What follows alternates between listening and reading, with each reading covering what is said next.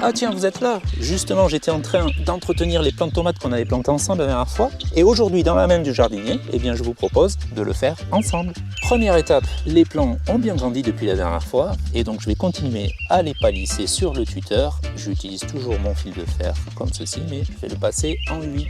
Il faut vraiment les accompagner le plus haut possible. C'est donc une étape à faire très régulièrement, toutes les semaines. Ici, j'ai aussi un tout petit gourmand. Alors, les gourmands, c'est important de les enlever pour concentrer l'énergie sur la tige principale et puis sur les fleurs qui sont déjà en train d'apparaître. L'idéal, c'est de les enlever quand ils sont encore très jeunes et peu développés. Et un dernier gourmand ici, clac! Je vais aussi enlever ici les toutes premières feuilles parce qu'elles sont au contact du sol et que c'est donc vecteur de maladie. Ah oui, il y a deux écoles pour la taille des tomates. Il y en a certains qui ne taillent jamais leurs tomates parce qu'ils disent que les plaies sont des portes d'entrée pour les maladies. Et puis moi, je préfère toujours tailler pour conserver une bonne productivité et vous allez voir, on va cicatriser les plaies. Et maintenant, un traitement léger à la bouillie bordelaise pour cicatriser les plaies et éviter l'apparition du mildiou. Quatrième étape, l'arrosage. Alors les tomates, ce sont des comédiennes. Quand elles ont besoin d'eau, elles le signalent. Et ici, la feuille est en pleine forme, elle n'est pas tombante du tout. Donc, je n'arrose vraiment pas. Maintenant, je retire ici le paillage que j'avais mis. Et avec ma griffe,